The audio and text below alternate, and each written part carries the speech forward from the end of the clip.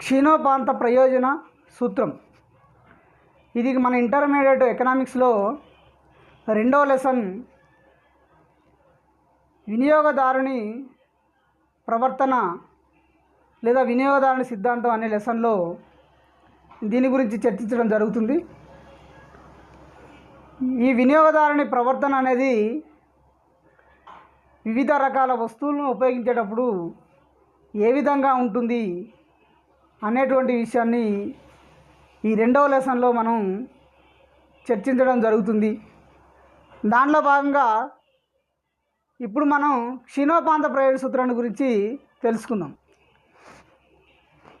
ఈ క్షీణోపాంత ప్రయోజన సూత్రాన్ని గురించి మనం తెలుసుకునే ముందు మనం ఒక ఆర్థికవేత్త గురించి తెలుసుకోవాల్సినటువంటి అవసరం ఉంటుంది.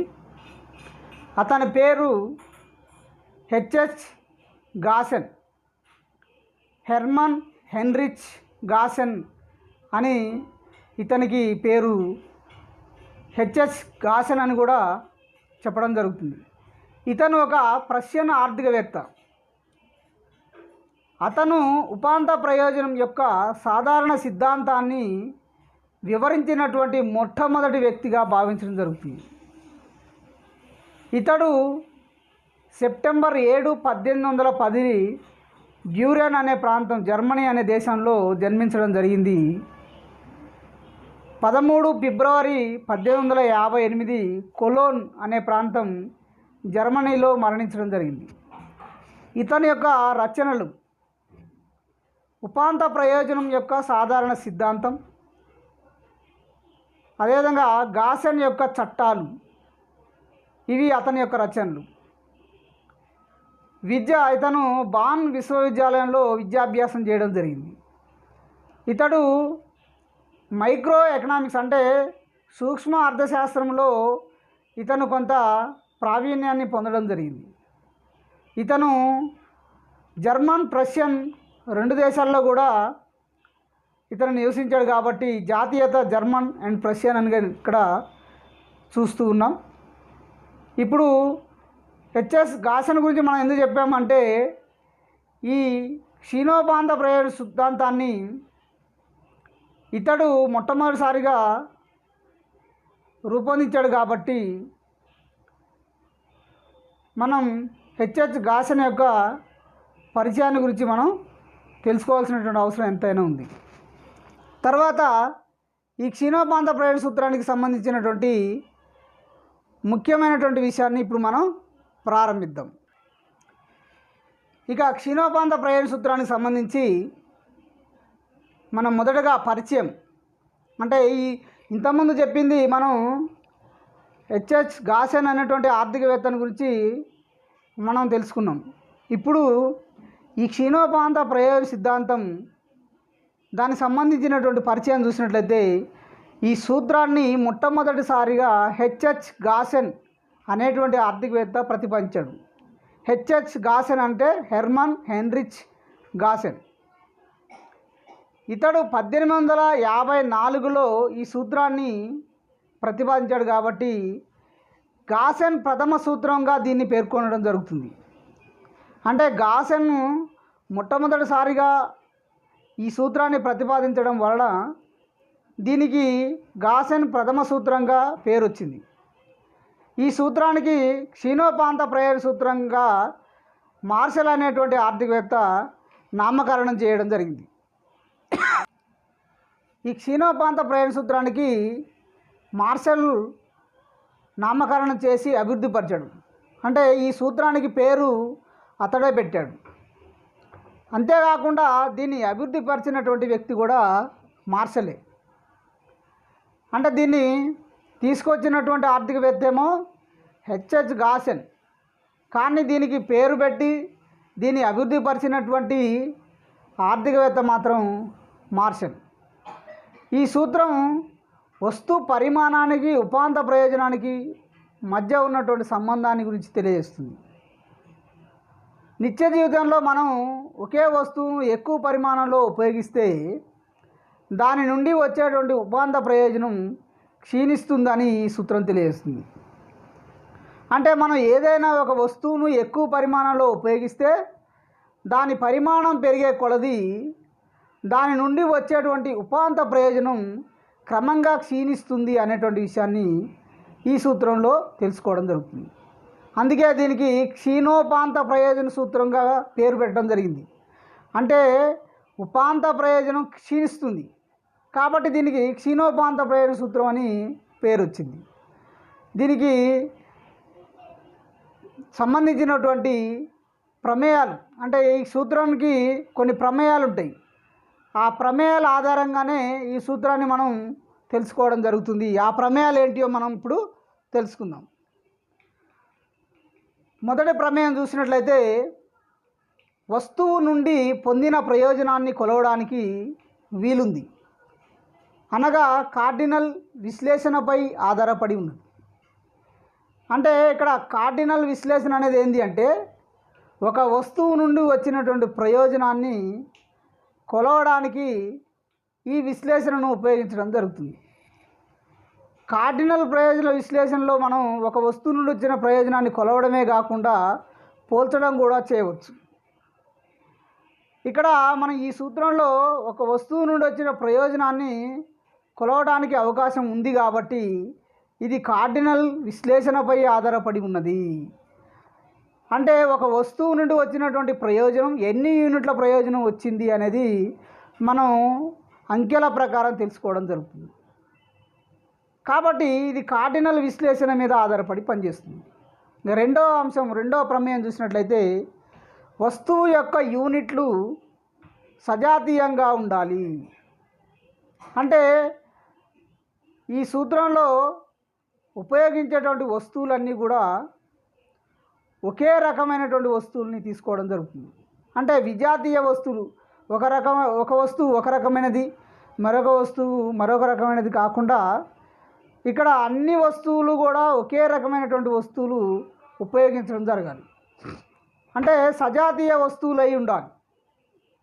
ఈ వస్తువులు పరిమాణంలో కానీ నాణ్యతలో కానీ తేడాలు ఉండకూడదు. అంటే అవి ఒకే పరిమాణంలో ఉండాలి.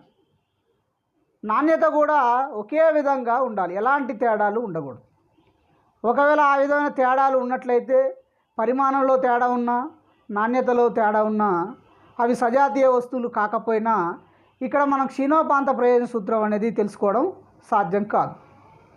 ఇక మూడవ ప్రమేయం తీసుకున్నట్లయితే ఒక యూనిట్ వినియోగానికి మరొక యూనిట్ వినియోగానికి కాల వ్యవధి ఎక్కువగా ఉండరాదు. అంటే మనం ఒక వస్తువును ఉపయోగించి మళ్ళీ రెండో వస్తువును ఉపయోగించేటప్పుడు మధ్యలో ఎక్కువ కాల వ్యవధి తీసుకోకూడదు. కాల వ్యవధి ఎక్కువగా ఉన్నట్లయితే ఈ క్షీణోపాంత ప్రయోజన సూత్రం అనేది రాదు. ఒక వ్యక్తి ఉదయం ఒక వస్తువుని, మధ్యాహ్నం ఒక వస్తువుని, రాత్రి ఒక వస్తువుని వినియోగించినట్లయితే క్షీణోపాంత ప్రయోజన సూత్రం అనేది తెలుసుకోవడం సాధ్యం కాదు. కాబట్టి ఒక యూనిట్ వినియోగానికి మరొక యూనిట్ వినియోగానికి మధ్య కాల వ్యవధి అనేది ఎక్కువగా ఉండరాదు, సమానంగా ఉండాలి. నాలుగవ ప్రమేయం చూసినట్లయితే వస్తువులు చిన్న చిన్న యూనిట్లుగా విభజించడానికి వీలుంది. అంటే మనం ఒకటో వస్తువు, రెండో వస్తువు, మూడో వస్తువు అని ఈ విధంగా చెప్తున్నాం. అంటే దాన్ని విభజించడానికి వీలుంది కాబట్టి. అంటే విభజించడానికి వీలు లేనటువంటి వస్తువులు ఉపయోగిస్తే క్షీణోపాంత ప్రయోజన సూత్రాన్ని తెలుసుకోవడం సాధ్యం కాదు. ఇక ఐదవ ప్రమేయం తీసుకున్నట్లయితే ద్రవ్యం యొక్క ఉపాంత ప్రయోజనం స్థిరంగా ఉంటుంది. అంటే ద్రవ్యానికి ఉన్నటువంటి ఉపాంత ప్రయోజనం మారకూడదు. ఇక ఆరవ ప్రమేయం తీసుకున్నట్లయితే వస్తువును వినియోగించడం వల్ల లభించేటువంటి ప్రయోజనం మరొక వస్తువు వినియోగం వల్ల లభించే ప్రయోజనాన్ని ప్రభావితం చేయదు.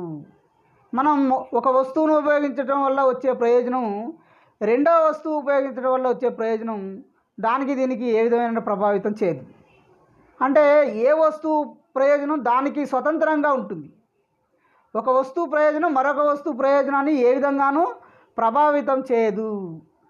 ఇక ఏడవ ప్రమేయం తీసుకున్నట్లయితే వస్తువులను వినియోగిస్తున్నప్పుడు వినియోగదారుని యొక్క అభిరుచులు అలవాట్లు మారకూడదు. ఉదాహరణకు ఒక వినియోగదారుడు 6 వస్తువులు వినియోగిస్తున్నప్పుడు ఈ 6వ వస్తువు వినియోగం వరకు కూడా అతడు యొక్క అభిరుచులు కానీ అలవాట్లు కానీ మారకూడదు. మధ్యలో ఈ వినియోగదారుని ప్రవర్తన అనేది మారడానికి అవకాశం ఉంటుంది. మొదటి వస్తువు నుండి అతను ఉపయోగించే చివరి వస్తువు వరకు అతని యొక్క అభిరుచిలో కానీ అలవాట్లో కానీ ఎలాంటి తేడాలు ఉండకూడదు. ఒకవేళ మధ్యలో అతని యొక్క అభిరుచులు మారినా అలవాట్లు మారినా మనం క్షీణోపాంత ప్రయోజన సూత్రాన్ని తెలుసుకోవడం అనేది సాధ్యం కాదు. సో కాబట్టి వస్తువులను వినియోగిస్తున్నప్పుడు వినియోగదారుని యొక్క అభిరుచులు అలవాట్లు మారకూడదు. ఓకేనా. ఇక 8వ విషయం చూసినట్లయితే 8వ ప్రమేయం వినియోగదారుడు హేతువాదిగా ఉండాలి. అంటే వినియోగదారుడు తెలివైన వాడు, గరిష్ట ప్రయోజనాన్ని పొందడానికి ప్రయత్నిస్తాడు. అంటే వినియోగదారుడు హేతువాది కాకపోతే, అతను తెలివి తక్కువ వాడైతే, అతన్ని జ్ఞానం లేనటువంటి వాడైతే గరిష్ట ప్రయోజనం పొందాలని అతను భావించడు. కాబట్టి అతను ఏ వస్తువును ఉపయోగిస్తే ఎంత ప్రయోజనం వస్తుందో అతనికి తెలియదు. కాబట్టి ఇక్కడ మనం క్షీణోపాంత ప్రయోజన సూత్రంలో ఒక వస్తువు నుండి వచ్చిన ప్రయోజనాన్ని తెలుసుకోవడం అనేది సాధ్యం కాదు. కాబట్టి వినియోగదారుడు హేతువాదిగా ఉండాలి, అంటే తెలివైన వాడిగా ఉండాలి. అతను తనకున్నటువంటి తక్కువ ఆదాయంతో గరిష్ట ప్రయోజనాన్ని పొందాలని ఆశిస్తాడు, గరిష్ట ప్రయోజనం పొందడానికి ప్రయత్నం చేస్తాడు. ఈ విధంగా ఈ 8 ప్రమేయాల ఆధారంగా మనం క్షీణోపాంత ప్రయోజన సూత్రాన్ని తెలుసుకోవడం జరుగుతుంది. ఇక క్షీణోపాంత ప్రయోజన సూత్రంలో నిర్వచనాలు చూసినట్లయితే క్షీణోపాంత ప్రయోజన సూత్రానికి సంతృప్తి పరచుకోగల కోరికల సూత్రం అని కూడా పిలవడం జరుగుతుంది. ఎందుకంటే మానవుడు తన కోరికలను ఈ సూత్రం ఆధారంగా సంతృప్తి పరచుకోవడం జరుగుతుంది. అంటే మానవుని యొక్క సంతృప్తిని గురించి ఈ సూత్రం తెలియజేస్తుంది. కాబట్టి దీన్ని మానవుని కోరికలను సంతృప్తి పరచుకోగల సూత్రం అని కూడా చెప్పడం జరుగుతుంది. అయితే మార్షల్ అనేటువంటి ఆర్థికవేత్త ఏమన్నాడు అంటే, ఒక వ్యక్తి తన దగ్గర ఉన్నటువంటి వస్తువు నిల్వకు మరింత వస్తు పరిమాణాన్ని చేర్చుతూ పోతే అదనపు వస్తు రాశి వల్ల లభించే అదనపు ప్రయోజనం క్షీణిస్తుంది అని చెప్పడం జరిగింది. అంటే ఒక వ్యక్తి తన దగ్గర ఉన్నటువంటి వస్తు నిల్వ దీనికి ఇంకా ఎక్కువ సంఖ్యలో వస్తు పరిమాణాన్ని పెంచుతూ పోతున్నప్పుడు ఈ పెంచేటువంటి వస్తు పరిమాణం వల్ల అదనపు వస్తు రాశి వల్ల లభించేటువంటి అదనపు ప్రయోజనం అంటే ఉపాంత ప్రయోజనం క్షీణిస్తుందని మార్షల్ చెప్పడం జరిగింది. ఇక బోల్డింగ్ అనేటువంటి ఆర్థికవేత్త ఇతర వస్తువులను వినియోగించకుండా స్థిరంగా ఉంచి ఒక వినియోగదారుడు ఏ వస్తువునైనా అధికంగా వినియోగిస్తూ పోతే తప్పనిసరిగా చివరికి ఆ వస్తువు ఉపాంత ప్రయోజనం క్షీణిస్తుంది అని చెప్పడం జరిగింది. అంటే ఇక్కడ బోల్డింగ్ అనేటువంటి ఆర్థికవేత్త ఏం చెప్పాడంటే, ఇతర వస్తువులను వినియోగించకుండా స్థిరంగా ఉంచాలి. అంటే ఒక వస్తువును మాత్రమే అధికంగా వినియోగిస్తూ పోయినట్లయితే తప్పనిసరిగా చివరికి ఆ వస్తువు యొక్క ఉపాంత ప్రయోజనం క్షీణిస్తుంది అని చెప్పేసి బోల్డింగ్ అనేటువంటి ఆర్థికవేత్త చెప్పాడు. ఈ సూత్రాన్ని గురించి మనం తెలుసుకోవడానికంటే ముందు మనం 2 విషయాల గురించి తెలుసుకోవాలి. అందులో మొదటిది మొత్తం ప్రయోజనం, టోటల్ యూటిలిటీ అంటాం, TU. ఒక వస్తువు యొక్క యూనిట్లను వినియోగించడం ద్వారా వినియోగదారుడు పొందగలిగే మొత్తం సంతృప్తిని మొత్తం ప్రయోజనం ఉంటుంది. అంటే ఒక వస్తువు యొక్క అన్ని యూనిట్లను అతను ఎన్ని యూనిట్లు అయితే వినియోగిస్తున్నాడో ఆ అన్ని యూనిట్ల వల్ల వచ్చినటువంటి ప్రయోజనాన్ని కనుక కలిపితే దాన్ని మొత్తం ప్రయోజనంగా చెప్పడం జరుగుతుంది. ఉదాహరణకు వినియోగదారుడు 2 యాపిల్స్ వినియోగించినప్పుడు పొందినటువంటి ప్రయోజనం 7 యూటిల్స్ ప్రయోజనం వచ్చింది. అంటే మొదటి యాపిల్ పండు వల్ల 4 యూటిల్స్, రెండో దాని వల్ల 3 యూటిల్స్, 2 కలిపితే 7 యూటిల్స్ ప్రయోజనం వచ్చింది. ఇక్కడ యూటిల్స్ అంటే ఏంటిది అంటే, ప్రయోజనాన్ని కొలవడానికి యూటిల్స్ అనేటువంటి ప్రమాణాన్ని ఉపయోగించడం జరుగుతుంది. అంటే ప్రయోజనాన్ని యూటిల్స్లో చెప్తాం. మనం బరువుని కేజీల్లో, అదేవిధంగా ద్రవ పదార్థాన్ని లీటర్లలో చెప్తాం. సో ఇక్కడ ప్రయోజనాన్ని ఈ క్షీణోపాంత ప్రయోజన సూత్రంలో ప్రయోజనాన్ని కొలవడానికి యూటిల్స్లో చెప్పడం జరుగుతుంది. ఒక వస్తువు వల్ల ఎంత ప్రయోజనం వచ్చింది అనేది మనం యూటిల్స్లో తెలుసుకుంటాం.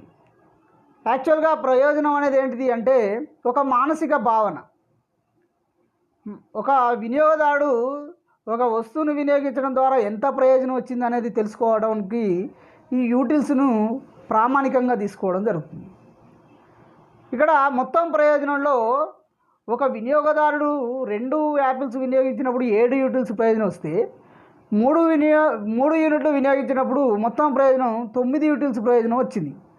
అంటే ఈ 3 యూనిట్లు మొత్తం కలిపితే వచ్చినటువంటి ప్రయోజనాన్ని మొత్తం ప్రయోజనం అంటాం. అంటే 4 + 3 + 2 అంటాం = 9. అంటే మొదటి వస్తువు వల్ల 4 యూటిల్స్ వచ్చింది, రెండవ వస్తువు వల్ల 3 యూటిల్స్ వచ్చింది, మూడవ వస్తువు వల్ల 2 యూటిల్స్ వచ్చింది. మొత్తం టోటల్ 9 యూటిల్స్ ప్రయోజనాన్ని మొత్తం ప్రయోజనం అంటాం. అంటే ఒక వస్తువు యొక్క అన్ని యూనిట్లు, ఇక్కడ ఎన్ని యూనిట్లు ఉపయోగించాడు? 3 యూనిట్లు ఉపయోగించాడు కాబట్టి ఈ 3 యూనిట్ల వల్ల వచ్చినటువంటి ప్రయోజనాన్ని మొత్తం ప్రయోజనం అంటాం. ఈ 3 యూనిట్ల వల్ల వచ్చిన ప్రయోజనాన్ని కలపాలి. ఈ విధంగా వచ్చినటువంటి ప్రయోజనాన్ని మొత్తం ప్రయోజనంగా మనం చెప్పడం జరుగుతుంది. ఇక రెండవ అంశం ఏంటిది అంటే ఉపాంత ప్రయోజనం. అదనంగా ఒక వస్తువును ఉపయోగించడం వల్ల కలిగిన అదనపు ప్రయోజనాన్ని ఉపాంత ప్రయోజనం అంటాం. ఉదాహరణకు 3 వస్తువుల వల్ల 7 యూనిట్ల ప్రయోజనం వచ్చినట్లయితే, మూడవ వస్తువు వల్ల 9 యూనిట్ల ప్రయోజనం వచ్చినట్లయితే కేవలం మూడవ వస్తువు వల్ల వచ్చిన ప్రయోజనాన్ని ఉపాంత ప్రయోజనం అంటాం. ఇక్కడ 2 యూనిట్లు, ఇక్కడ ఉపాంత ప్రయోజనం అంటే ఏంటంటే మొదటగా ఒక వస్తువును ఉపయోగించినప్పుడు వచ్చిన ప్రయోజనాన్ని, అదనంగా మరొక వస్తువును ఉపయోగించడం వల్ల వచ్చిన ప్రయోజనాన్ని, ఈ మొదటగా వచ్చినటువంటి ప్రయోజనంలో నుండి రెండవ దాన్ని మనం తీసేయాలి. ఉదాహరణకు ఇక్కడ 2 యూనిట్లు ఉపయోగించినప్పుడు 7 యూటిల్స్ ప్రయోజనం వచ్చింది. ఈ మూడవ వస్తువును ఉపయోగించడం వల్ల 9 యూనిట్ల ప్రయోజనం వచ్చింది. ఓకేనా? 9 యూటిల్స్. ఇక్కడ 9 యూటిల్స్ ప్రయోజనం వచ్చినప్పుడు ఈ 9లో నుండి అంటే మూడవ వస్తువు వినియోగించడం వల్ల ఎంత పెరిగింది అంటే 9 - 7 = 2. ఆల్రెడీ 2 ఈ వస్తువులు ఉపయోగించడం వల్ల 7 యూటిల్స్ వచ్చినప్పుడు మూడవది ఉపయోగించడం వల్ల అది 9కి పెరిగింది. అంటే ఇక్కడ 9కి 7కి మధ్య భేదం ఎంత అంటే 2 యూనిట్లు కాబట్టి, 2 యూటిల్స్ కాబట్టి ఈ 2 యూటిల్స్ యొక్క ప్రయోజనాన్ని ఉపాంత ప్రయోజనం అంటాం. అంటే అదనంగా ఉన్నటువంటి ప్రయోజనం కంటే ఇంకొక వస్తువుని అదనంగా ఉపయోగించడం వల్ల వచ్చినటువంటి ప్రయోజనాన్ని అదనపు ప్రయోజనంగా చెప్పడం జరుగుతుంది. ఈ అదనపు ప్రయోజనాన్ని ఉపాంత ప్రయోజనం అంటాం. ఈ విధంగా మనకి క్షీణోపాంత ప్రయోజన సూత్రంలో మొత్తం ప్రయోజనం గురించి, ఉపాంత ప్రయోజనం గురించి తెలుసుకున్న తర్వాతనే మనకి క్షీణోపాంత ప్రయోజన సూత్రం అనేది అర్థమవుతుంది. కాబట్టి ఈ 2 విషయాల గురించి తెలుసుకోవడం జరుగుతుంది. మనకి క్షీణోపాంత ప్రయోజన సూత్రంలో పట్టిక, ఈ పట్టికలో ఎక్స్ వస్తువులు అంటే మనం ఇక్కడ ఏదో ఒక వస్తువు ఎక్స్ అనుకోవాలి.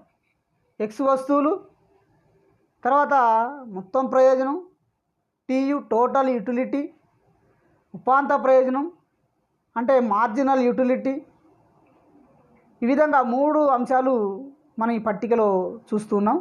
ఒక వినియోగదారుడు ఎక్స్ వస్తువులను 1 నుండి 6 వరకు ఉపయోగించాడు. ఈ పట్టికలో మనం ఉన్నటువంటి విషయాల ఆధారంగా మనం దీని గురించి తెలుసుకోవడం జరుగుతుంది. వినియోగదారుడు 1 నుండి 6 వస్తువులను ఉపయోగించినప్పుడు అతనికి వచ్చేటువంటి మొత్తం ప్రయోజనం ఎలా ఉంది, ఉపాంత ప్రయోజనం ఎలా ఉందనేది మనం తెలుసుకోవడం ద్వారా ఉపాంత ప్రయోజనం క్షీణిస్తుంది అనేది విషయాన్ని మనం తెలుసుకోవడం జరుగుతుంది. వినియోగదారుడు మొదటి వస్తువును ఉపయోగించినప్పుడు అతనికి మొత్తం ప్రయోజనం 40 యూటిల్స్ ప్రయోజనం వచ్చింది. ఉపాంత ప్రయోజనం అనేది ఈ మొదటి వస్తువు వల్ల ఉపాంత ప్రయోజనం 0 ఉంది. ఎందుకు అంటే ఉపాంత ప్రయోజనం అంటే ఏంది? అదనపు వస్తువు వల్ల కలిగినటువంటి అదనపు ప్రయోజనాన్నే ఉపాంత ప్రయోజనం అంటాం. ఇక్కడ మొదటి వస్తువు కాబట్టి ఇక్కడ అదనం అనేది లేదు కాబట్టి 40 - 0 = 40 అంటాం. అంటే ఉపాంత ప్రయోజనం మొత్తం ప్రయోజనం 2 కూడా సమానంగా ఉంటాయి. ఇక రెండవ వస్తువును ఉపయోగించడం వల్ల మొత్తం ప్రయోజనం 70 యూటిల్స్ ప్రయోజనం వచ్చింది. ఇక్కడ ఈ రెండవ వస్తువును వినియోగించడం వల్ల వచ్చినటువంటి ఉపాంత ప్రయోజనం ఎంత అనేది మనం తెలుసుకోవడానికి 70 - 40 అంటే రెండవ దాంట్లో నుండి ఆల్రెడీ మొదటి వస్తువు వల్ల 40 యూటిల్స్ ప్రయోజనం వచ్చింది కాబట్టి ఈ రెండవ వస్తువు వల్ల ఎంత పెరిగింది అనేది తెలుసుకోవడం కోసం మనం ఏం చేస్తామంటే ఉపాంత ప్రయోజనం ఎలా వస్తుంది అంటే ఇక్కడ మనం పైన సూత్రంలో TUN - TUN - 1 అంటే రెండవ వస్తువు వల్ల కలిగిన ప్రయోజనంలో నుండి మొదటి వస్తువు వల్ల కలిగినటువంటి ప్రయోజనాన్ని తీసేయాలి. అంటే అదనపు వస్తువు వల్ల వచ్చినటువంటి ప్రయోజనాన్ని మనం ఇక్కడ తెలుసుకోవడం జరుగుతుంది. 70 - 40 = 30. అంటే రెండవ వస్తువు వల్ల ఎంత యూటిల్స్ పెరిగింది? 30 యూటిల్స్ ప్రయోజనం పెరిగింది. అంటే మొదటి వస్తువు వల్ల 40 యూటిల్స్, ఈ రెండవ వస్తువు వల్ల వచ్చినటువంటి ప్రయోజనం 30 కలిపితే మొత్తం 70 యూటిల్స్. కాబట్టి ఇక్కడ మొత్తం ప్రయోజనం దగ్గర రెండవ వస్తువు దగ్గర మనం 70 అని చూడటం జరుగుతుంది. ఉపాంత ప్రయోజనం ఎంత? 30. ఇక మూడవ వస్తువును ఉపయోగించడం ద్వారా మొత్తం ప్రయోజనం 90. ఉపాంత ప్రయోజనం 90 - 70 = 20. తర్వాత నాలుగవ వస్తువు వల్ల కలిగినటువంటి ప్రయోజనం మొత్తం ప్రయోజనం 100 యూటిల్స్ అయితే ఉపాంత ప్రయోజనం 100 - 90 = 10. అంటే నాలుగవ వస్తువు వల్ల 10 యూటిల్స్ ప్రయోజనం వచ్చింది. ఐదవ వస్తువును ఉపయోగించడం ద్వారా మొత్తం ప్రయోజనం ఏం మారలేదు, 100 యూటిల్స్ స్థిరంగా ఉంది, 100 యూటిల్స్ ప్రయోజనం అనేది వచ్చింది. ఇక్కడ అదనపు ప్రయోజనం తెలుసుకోవడం కోసం 100 - 100 = 0. అంటే ఈ ఐదవ వస్తువు ఉపయోగించడం వల్ల ఉపాంత ప్రయోజనం ఏమీ కలగలేదు, ఉపాంత ప్రయోజనం శూన్యం. ఇక ఆరవ వస్తువు మనం తీసుకున్నట్లయితే 90 యూటిల్స్ ప్రయోజనం వచ్చింది.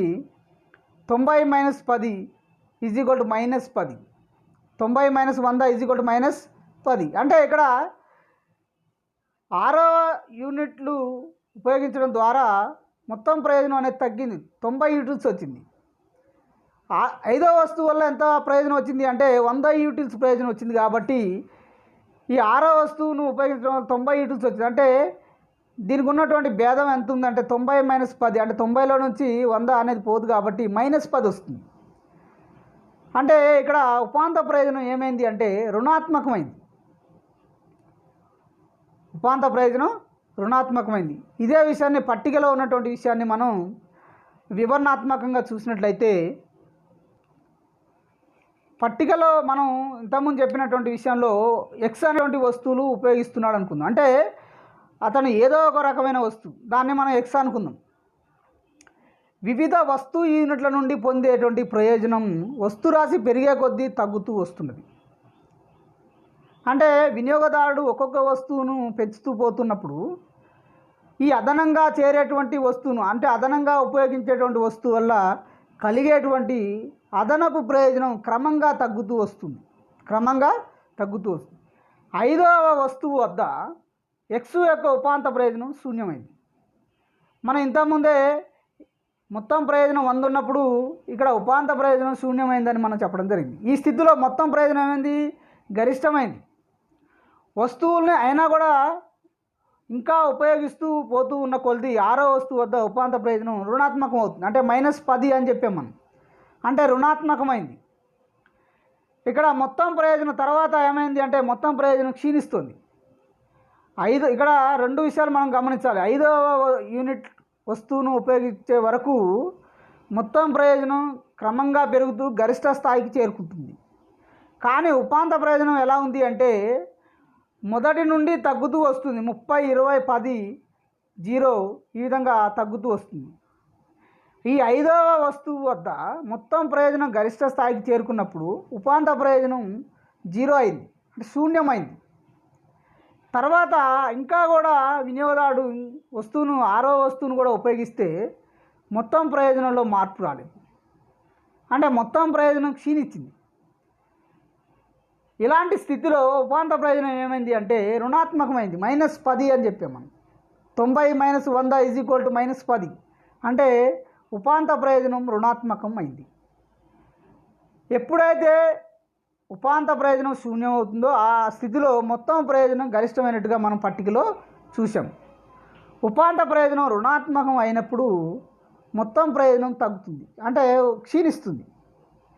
మొత్తం ప్రయోజనం గరిష్టమైనప్పుడు ఉపాంత ప్రయోజనం శూన్యమైంది. మొత్తం ప్రయోజనం తగ్గినప్పుడు ఉపాంత ప్రయోజనం రుణాత్మకం అయింది. ఈ రెండు విషయాలను మనం ప్రధానంగా గుర్తుపెట్టుకోవాల్సినటువంటి అవసరం ఉంది.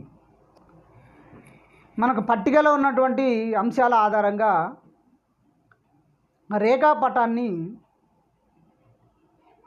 వివరించడం జరుగుతుంది. ఈ రేఖాపటంలో రెండు అక్షాంశాలు ఉన్నాయి, రెండు అక్షాలు. ఒకటి ఈ అడ్డంగా ఉన్నటువంటిది ఎక్స్ అక్షం అంటాం, నిలువుగా ఉన్నటువంటి వై అక్షం అంటాం. మనకి మొదటి సంవత్సరంలో ప్రతి పటంలో కూడా ఈ ఎక్స్ అక్షము వై అక్షం అనేటువంటి రెండు కూడా ఖచ్చితంగా ఉంటాయి. వీటిని అక్షాలు అని చెప్పడం జరుగుతుంది. మన ఎక్స్ అక్షం మీద ఎక్స్ వస్తు పరిమాణాన్ని తీసుకోవడం జరిగింది. వై అక్షం పైన మొత్తం ఉపాంత ప్రయోజనాలను తీసుకోవడం జరిగింది.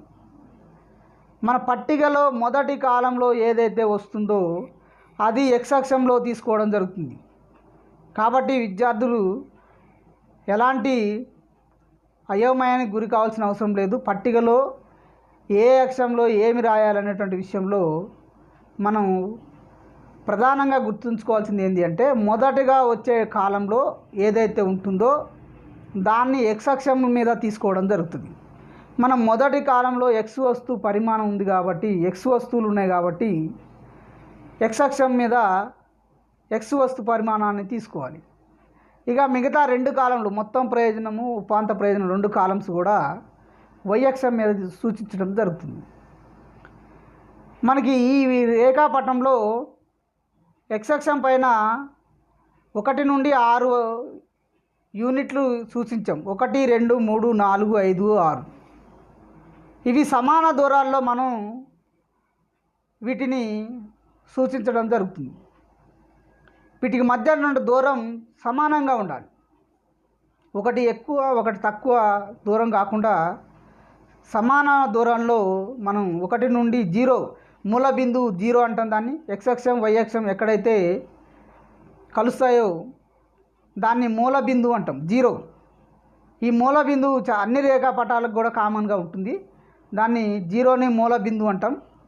ఆ తర్వాత 1, 2, 3, 4, 5, 6 ఇట్లా మనం ఎన్ని వస్తువులు వినియోగిస్తే అన్ని వస్తువుల సంఖ్యను మనం ఇక్కడ ఎక్స్ అక్షం మీద సూచించడం జరుగుతుంది. ఇక వై అక్షంలో మనం ప్రయోజనాన్ని చూస్తే మనం రేఖాపటంలో 100 అనేది గరిష్టమైనటువంటి సంఖ్య కాబట్టి ఇక్కడ మనం 0 నుండి 120 వరకు సూచించడం జరిగింది. వై అక్షంలో 0 నుండి ప్రారంభిస్తే 20, 40, 60, 80, 100, 120 అంటే 20 తేడాతోని మనం సంఖ్యలను ఇక్కడ వేసుకోవడం జరిగింది. 0 నుండి 20, మళ్ళీ 20 కలిపితే 40, 40కి మళ్ళీ 20 కలిపితే 60, 60కి 20 కలిపితే 80, 80కి 20 కలిపితే 100, 100కి 20 కలిపితే 120 ఇట్లా మనం ఈ వేరియేషన్ కూడా సమానంగా ఉండాలి. మనం 10 వేరియేషన్ చూపించినట్లయితే 10 తేడా చూపించినట్లయితే 20, 30, 40 అట్లా తీసుకోవాల్సి వస్తుంది. అప్పుడు మనకు పటం పెద్దగా అవుతుంది కాబట్టి మనం 20 తేడాతోని ఈ అంకెలను వేసుకోవడం జరిగింది. ఇక్కడ 0 నుండి 120 వరకు మనం బిందువుల్ని సమాన దూరాల్లో తీసుకోవడం జరిగింది. ఇకపోతే మనం ఈ రేఖాపటాన్ని గ్రాఫ్లో వేస్తాం. సాధ్యంగా రేఖాపటంలో ఆధారంగా మనం ఒకటో వస్తువు వద్ద మనం మొదటగా ఈ పైన టీయు అనే రేఖ ఉంది చూశారు కదా, ఈ టీయు అనే రేఖను మొత్తం ప్రయోజన రేఖ అంటాం. టోటల్ యూటిలిటీ కర్వ్ టీయూసి అంటాం, లేదా టీయు రేఖ లేదా మొత్తం ప్రయోజన రేఖ, ఏ విధంగా చెప్పచ్చు మనం. మొదటగా ఈ టీయు రేఖను గీయాలి. ఈ టీయు రేఖను మాత్రం మీరు గమనించండి ఒకసారి. మొదటి వస్తువు వద్ద మొత్తం ప్రయోజనం ఎంత అంటే మన పట్టిక ఆధారంగానే ఈ పటాన్ని గీయడం జరుగుతుంది. మొదటి వస్తువు వద్ద 40 యూటిల్స్ ప్రయోజనం కాబట్టి ఈ మొదటి వస్తువు వద్ద 40 దగ్గర ఒక బిందువుని మనం సూచించడం జరుగుతుంది. అదేవిధంగా రెండవ వస్తువు దగ్గర వచ్చే ప్రయోజనం ఎంత అంటే మనకి 70 కాబట్టి ఈ 70 అనేది 60కి 80కి మధ్యలో ఉంటుంది కాబట్టి ఈ మధ్యలో బిందువుని తీసుకోవడం జరుగుతుంది. ఇక మూడో వస్తువు వల్ల కలిగినటువంటి ప్రయోజనం 90 కాబట్టి ఈ 90 అనేది 80కి 90కి మధ్యలో ఉంటుంది కాబట్టి అక్కడ ఒక బిందువుని మనం 4 దగ్గర, ఇక్కడ ఎక్స్ అక్షంలో 4 స్ట్రైట్గా ఈ 4 వస్తువు వద్ద మనం 80కి 100కి మధ్యలో 90 ఉంటుంది కాబట్టి ఆ మధ్యలో బిందువుని సూచించడం జరుగుతుంది. ఇక 5వ వస్తువు వద్ద మొత్తం ప్రయోజనం 100 కాబట్టి ఈ 100 దగ్గర మనం ఒక బిందువుని సూచించాలి. 6వ వస్తువు వద్ద చూసినట్లయితే ప్రయోజనం అనేది తగ్గుతుంది కాబట్టి 90 దగ్గర మళ్ళీ 80కి 100కి మధ్యలో 90 ఉంటుంది కాబట్టి అక్కడ మనం బిందువును సూచించి ఈ బిందువులన్నీ కలిపితే మనకి మొత్తం ప్రయోజన రేఖ అనేది వస్తుంది. టీయూసి అంటాం మనం. ఈ బిందువులన్నింటినీ కలిపి ఒక రేఖను గీయాలి. ఆ తర్వాత కింద ఎంయు రేఖ అని చూడండి. ఇది మార్జినల్ యూటిలిటీ కర్వ్ అంటాం, అంటే ఉపాంత ప్రయోజన రేఖ. ఈ ఉపాంత ప్రయోజన రేఖ మొదటి వస్తువు మనం పట్టికలో ఉపాంత ప్రయోజనం అనేది ఉన్న ఆ డేటా ప్రకారం ఆ సంఖ్యల ఆధారంగా ఈ రేఖ అనేది మనం గీయడం జరుగుతుంది. మొత్తం ప్రయోజనం చూస్తే మొదటి వస్తువును వినియోగించినప్పుడు ఉపాంత ప్రయోజనం అనేది 40 ఉంది, మొత్తం ప్రయోజనం కూడా 40 ఉంది. అవి రెండు సమానం అని చెప్పి, ఎందుకంటే అదనపు వస్తువును ఉపయోగించడం జరగలేదు కాబట్టి ఈ మొదటి వస్తువు దగ్గర ఉపాంత ప్రయోజనం 40 యూటిల్స్ వచ్చింది కాబట్టి 40 దగ్గర బిందువును సూచించడం జరుగుతుంది. ఇక రెండవ వస్తువు వల్ల కలిగిన ప్రయోజనం 30, అంటే 20కి 40కి మధ్యలో బిందువుని సూచించాలి. మూడవ వస్తువు వల్ల కలిగిన ప్రయోజనం 10 కాబట్టి 10 దగ్గర బిందువును సూచించాలి. నాలుగవ వస్తువు దగ్గర కలిగినటువంటి ప్రయోజనాన్ని మన ఈ 0 ఉపాంత ప్రయోజనం అనేది క్రమంగా తగ్గుతూ వస్తుంది. 40 మొదటి వస్తువు, రెండవది 30, మూడవది 20, నాలుగవది 10, 5వ వస్తువు వల్ల కలిగినటువంటి ఉపాంత ప్రయోజనం శూన్యం కాబట్టి ఈ రేఖాపటం ఎక్స్-అక్షం మీదనే బిందువును సూచిస్తాం. 6వ వస్తువు వల్ల కలిగినటువంటి ఉపాంత ప్రయోజనం -10, అంటే 90లో నుండి మనం 100 తీసేసాం కాబట్టి -10, అంటే ఉపాంత ప్రయోజనం ప్రారంభం నుండి కూడా తగ్గుతూ వస్తుంది, క్షీణిస్తూ వస్తుంది. 40, 30, 20, 10 శూన్యం 0 అయింది, తర్వాత -10 అయింది, క్రమంగా తగ్గుతూ వస్తుంది. కాబట్టి ఈ రేఖ ఎలా ఉంది అంటే ఎడమ నుండి కుడికి కిందికి వాలినట్టుగా ఉంటుంది. అయితే ఇక్కడ మనం ఈ పట్టికలో ప్రధానంగా గుర్తుంచుకోవాల్సినటువంటి అంశం ఏంటంటే ఈ 5వ యూనిట్ అనేది ప్రధానంగా మనం గుర్తుంచుకోవాలి. ఈ 5వ వస్తువును వినియోగించినప్పుడు ఉపాంత ప్రయోజనం శూన్యం అవుతుంది, మొత్తం ప్రయోజనం గరిష్ట స్థాయికి చేరుకుంటుంది.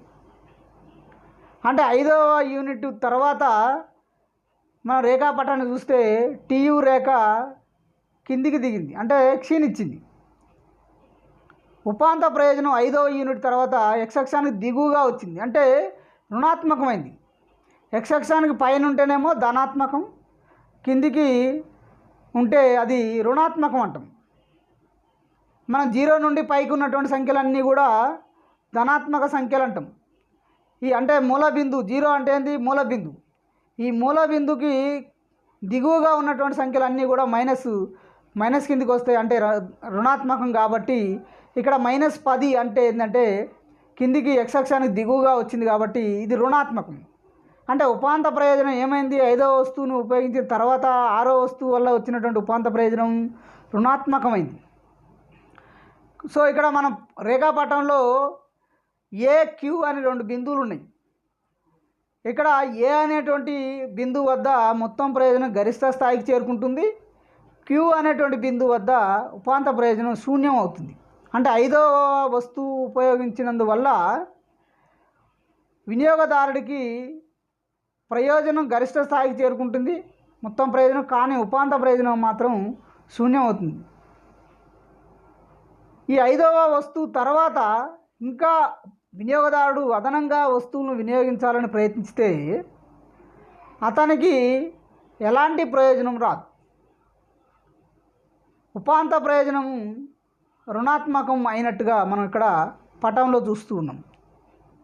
మొత్తం ప్రయోజనం క్షీణిస్తుంది. అంటే వినియోగదారుడు ఏ స్థాయి వరకు వస్తువులను వినియోగించాలి అనేటువంటి విషయాన్ని ఈ క్షీణోపాంత ప్రయోజన సూత్రం ద్వారా తెలుసుకోవడం జరుగుతుంది. ఒక వినియోగదారుడు తన వద్ద ఉన్నటువంటి వస్తురాశిని ఎక్కువ సంఖ్యలో వినియోగించడం వల్ల క్రమంగా అతనికి కలిగేటువంటి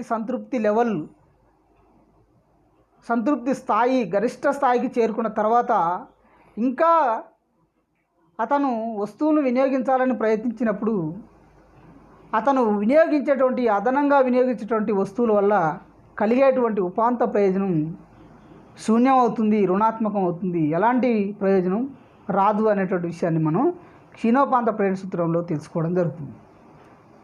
వినియోగదారుడు ఏ స్థాయి వరకు అయితే గరిష్ట సంతృప్తిని పొందుతాడో ఆ స్థాయి వరకు మాత్రమే వస్తువులను వినియోగించడం అనేది జరుగుతుంది అనేటువంటి విషయాన్ని క్షీణోపాంత ప్రయోజన సూత్రం చెప్తుంది. అంటే వినియోగదారుడు గరిష్ట సంతృప్తిని పొందిన తర్వాత అతని యొక్క సంతృప్తి స్థాయి గరిష్ట స్థాయికి చేరుకున్న తర్వాత ఇంకా వస్తువులను వినియోగిస్తే అతనికి ఎలాంటి ప్రయోజనం కలగదు అనేటువంటి విషయాన్ని క్షీణోపాంత ప్రయోజన సూత్రంలో తెలుసుకోవడం జరుగుతుంది. మనం ఇంతకుముందు చెప్పినట్టుగా రేఖాపటం వివరణ కూడా మనం మళ్ళొకసారి చెప్పుకుందాం. దీనిని రేఖాపటంలో చూస్తే ఉపాంత ప్రయోజన రేఖ MUC రేఖ ప్రారంభం నుండి తగ్గుతూ 5వ వస్తువు అంటే Q అనేటువంటి బిందువు వద్ద శూన్యమైనట్టుగా మనం ఇంతకుముందు చెప్పాం. మొత్తం ప్రయోజన రేఖ TUC టోటల్ యూటిలిటీ కర్వ్ తగ్గుతున్న రేటులో పెరుగుతుంది. అంటే తగ్గుతున్న రేటులో పెరగడం అంటే ఏంటంటే నెమ్మదిగా పెరుగుతుంది. తగ్గుతున్న రేటులో పెరిగి A అనే బిందువు వద్ద గరిష్టమైంది. అంటే A అనే బిందువు ఎక్కడుంది? 5వ వస్తువును ఉపయోగించిన దగ్గర ఈ A అనేటువంటి బిందువు ఉంటుంది. అంటే 5వ వస్తువు వరకు వినియోగదారుని యొక్క ప్రయోజనం గరిష్ట స్థాయికి చేరుకుంటుంది. ఈ యొక్క స్థితిని అక్కడ TR అనే సరళ రేఖతో గుర్తించాము. అంటే Q అదేవిధంగా A అనే బిందువు ఈ రెండింటిని కలుపుతూ ఒక సరళ రేఖను గీస్తాం. ఈ సరళ రేఖ ఏం చెప్తుంది అంటే ఉపాంత ప్రయోజనం శూన్యమైనట్లుగా మొత్తం ప్రయోజనం గరిష్ట స్థాయికి చేరుకున్నట్టుగా సూచించడం జరుగుతుంది. 5వ వస్తువు తర్వాత ఇంకా వస్తువులను ఉపయోగించినప్పుడు అంటే 6వ వస్తువును ఉపయోగించినప్పుడు మొత్తం ప్రయోజన రేఖ క్షీణించింది. ఉపాంత ప్రయోజన రేఖ MUC రుణాత్మకమైంది. X అక్షాన్ని ఖండిస్తూ X అక్షానికి దిగువగా వచ్చింది కాబట్టి దాన్ని మనం రుణాత్మకమైనట్టుగా చెప్తాం. -10 అంటే రుణాత్మకం కాబట్టి రుణాత్మకమైనదిగా చెప్తాం. అందువల్ల OX కింది గుండా ఈ MUC రేఖ అంటే ఉపాంత ప్రయోజన రేఖ ప్రయాణించింది. దీన్ని మనం రుణాత్మకం అని చెప్పడం జరుగుతుంది.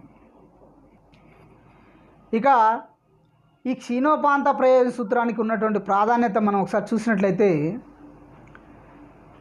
ఆర్థిక మంత్రి పన్నులు విధించడంలో ఉపయోగపడుతుంది. ఆర్థిక మంత్రులు వివిధ రకాలైనటువంటి వస్తువుల మీద పన్నులు విధిస్తూ జరుగుతుంది. ఈ పన్నులు ఏ విధంగా విధిస్తారు అనేది మనం ఒకసారి చూస్తే ఎక్కువ ప్రయోజనం ఉన్నటువంటి వస్తువులకేమో ఎక్కువ పన్నులు విధించడం, తక్కువ ప్రయోజనం ఉన్నటువంటి వస్తువులకు తక్కువ పన్నులు విధించడం అనేది జరుగుతుంది. ఆదాయం ఎక్కువ వచ్చే వాళ్ళకి ఎక్కువ పన్ను విధించడం, తక్కువ ఆదాయం పొందే వాళ్ళకు తక్కువ పన్నులు విధించడం అనేది జరుగుతుంది. అంటే దీన్ని మనం ఏమంటామంటే పురోగామి పన్నుల విధానం అంటాం. అంటే ఆదాయం పెరుగుతూ ఉన్నప్పుడు పన్ను రేటు కూడా పెరుగుతుంది. దీనికి ఈ సూత్రాన్ని ఉపయోగించడం జరుగుతుంది. అదేవిధంగా రెండో ప్రాధాన్యత చూసినట్లయితే ఈ విలువ సిద్ధాంతానికి ఇది ప్రాతిపదికగా ఉంటుంది.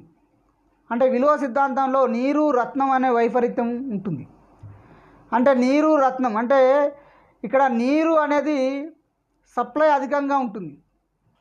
ఇది ప్రకృతి ప్రసాదితమైనది. మనకు అవసరానికంటే ఎక్కువ నీరు మనకు లభ్యమవుతుంది. దీనికి నీటికి ఉపయోగిత విలువ ఉంటుంది కానీ వినిమయ విలువ ఉండదు. ఈ సప్లై ఎక్కువగా ఉండడం వల్ల దానికి డిమాండ్ లేకుండా దానికి ధర అనేది ఉండదు. అంటే ఇక్కడ మనం క్షీణోపాంత ప్రయోజన సూత్రంలో ఏం చెప్పాము? అదనపు వస్తు రాశి పెరగడం వల్ల దానివల్ల వచ్చేటువంటి ఉపాంత ప్రయోజనం క్షీణిస్తుందని చెప్పాం. కాబట్టి ఇక్కడ నీరు కావాల్సిన దానికంటే ఎక్కువ ఉంది కాబట్టి దానివల్ల వచ్చే ప్రయోజనం తగ్గుతుంది.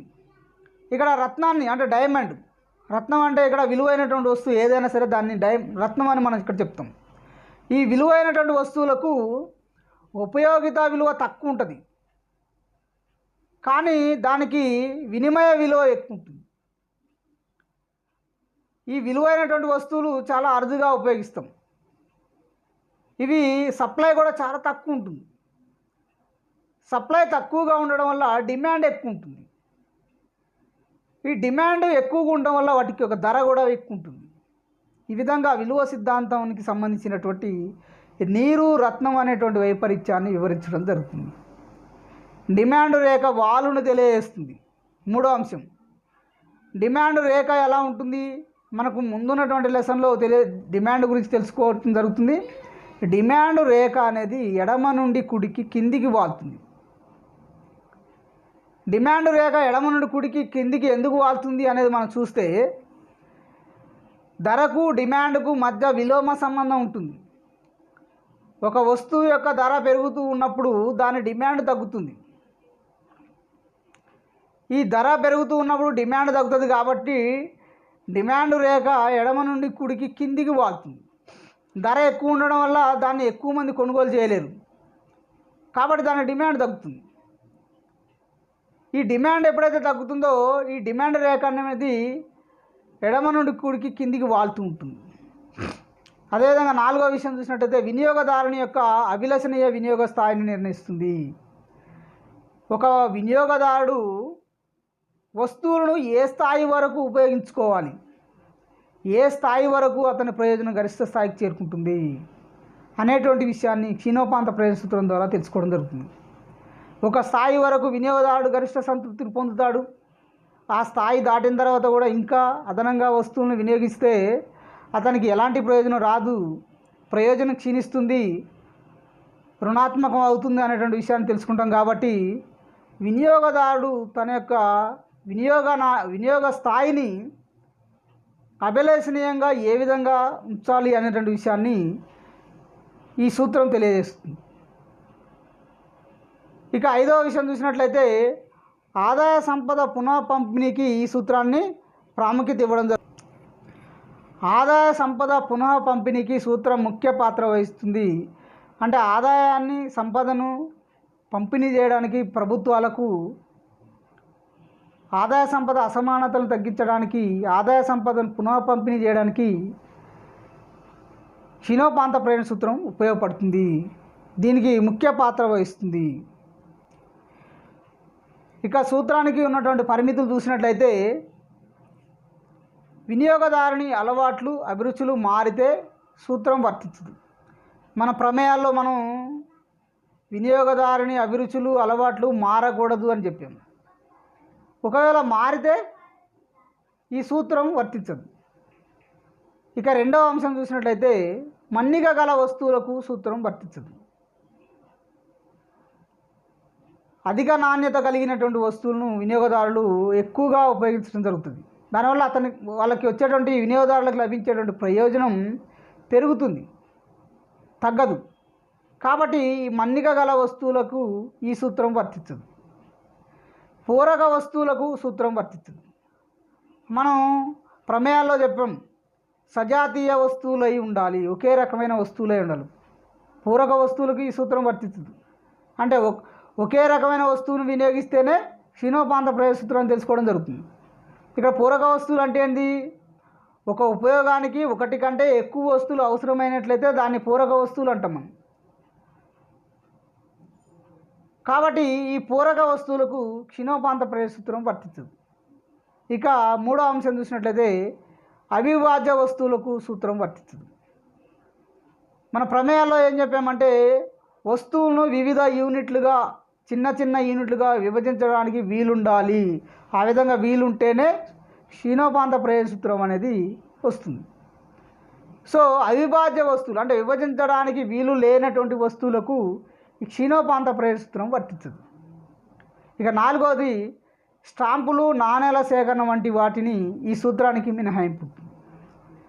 అంటే ఒక వ్యక్తి ఈ నాణాలు స్టాంపులను సేకరిస్తూ ఉన్నప్పుడు వీటి పరిమాణం పెరిగే కొలది అతని యొక్క ప్రయోజనం గరిష్టమవుతుంది, పెరుగుతుంది. ఎన్ని స్టాంపులు కలెక్ట్ చేస్తే, ఎన్ని నాణాలు కలెక్ట్ చేస్తే అంత ప్రయోజనం పెరుగుతుంది, అంత సంతృప్తి అతనికి లభిస్తుంది. ఇక్కడ అతనికి కలిగేటువంటి సంతృప్తి తగ్గదు, పెరుగుతుంది. 100 స్టాంపులు కలెక్ట్ చేసినప్పుడు ప్రయోజనం, 200 స్టాంపులు కలెక్ట్ చేసినప్పుడు ప్రయోజనం చూస్తే 200 స్టాంపులు కలెక్ట్ చేసినప్పుడు అతని సంతృప్తి పెరుగుతుంది. అదేవిధంగా నాణ్యాలు కూడా అంతే. వివిధ రకాల నాణ్యాలను సేకరించేటప్పుడు అతను అనేక రకాల నాణ్యాలు సేకరిస్తూ ఉన్నప్పుడు, నాణ్యాల సంఖ్య పెరుగుతున్నప్పుడు అతని ప్రయోజనం కూడా పెరుగుతుంది, తగ్గదు. ఇక్కడ మనకు క్షీణోపాంత ప్రయోజన సూత్రంలో ఏంటి, ఒక వ్యక్తి, ఒక వినియోగదారుడు వివిధ రకాలైనటువంటి వస్తువు యూనిట్లను వినియోగిస్తున్నప్పుడు అదనంగా వచ్చేటువంటి వస్తువుల వల్ల కలిగేటువంటి అదనపు ప్రయోజనం తగ్గాలి, క్షీణించాలి. కానీ ఇక్కడ ఏం జరుగుతుంది, వస్తు పరిమాణం పెరిగేకూడదు, ప్రయోజనం పెరుగుతుంది. అంటే ఇది క్షీణోపాంత ప్రయోజన సూత్రానికి విరుద్ధం కాబట్టి వీటిని నాణ్యాలు స్టాంపులను క్షీణోపాంత ప్రయోజన సూత్రానికి మినహాయింపులుగా చెప్పడం జరుగుతుంది. సో ఈ విధంగా మనకి క్షీణోపాంత ప్రయోజన సూత్రంలో మనం మొదటగా ఆర్థికవేత్త హెచ్ఎస్ గాసెన్ గురించి తెలుసుకున్నాం. తర్వాత క్షీణోపాంత ప్రయోజన సూత్రానికి సంబంధించి పరిచయం, ప్రమేయాలు, క్షీణోపాంత ప్రయోజన సూత్రంలో మనం ప్రధానంగా చర్చించినటువంటి మొత్తం ప్రయోజనం గురించి, ఉపాంత ప్రయోజనం గురించి తెలుసుకోవడం జరుగుతుంది. ఆ తర్వాత పట్టికలో ఎక్స్ అనేటువంటి వస్తువులను వినియోగిస్తున్నప్పుడు మొత్తం ప్రయోజనం ఏ విధంగా ఉంది, ఉపాంత ప్రయోజనం ఏ విధంగా ఉంది అనేది తెలుసుకోవడం జరుగుతుంది. ఇదే విషయాన్ని మనం రేఖాపటాన్ని గీయడం ద్వారా ఉపాంత ప్రయోజన రేఖ ఎలా ఉంది, మొత్తం ప్రయోజన రేఖ ఎలా ఉంది అనేది తెలుసుకోవడం జరుగుతుంది. తర్వాత ఈ క్షీణోపాంత ప్రయోజన సూత్రానికి ఉన్నటువంటి ప్రాముఖ్యత ఏంటిది, వేటికి క్షీణోపాంత ప్రయోజన సూత్రం పనిచేస్తుంది, వేటికి ఈ క్షీణోపాంత ప్రయోజన సూత్రం వల్ల ప్రయోజనం కలుగుతుంది, ఏ అంశాల్లో క్షీణోపాంత ప్రయోజన సూత్రాన్ని ఉపయోగించడం జరిగింది అనేది మనం ప్రాముఖ్యతలో తెలుసుకోవడం జరిగింది. ఇక పరిమితులు, అంటే ఈ క్షీణోపాంత ప్రయోజన సూత్రానికి సంబంధించి ఏ విషయాలకి ఈ సూత్రం వర్తించదు అనేటువంటి విషయాన్ని కూడా మనం ఈ 4 అంశాలను తెలుసుకోవడం జరిగింది. క్లుప్తంగా ఇదంతా మనకి క్షీణోపాంత ప్రయోజన సూత్రానికి సంబంధించినటువంటి అంశం.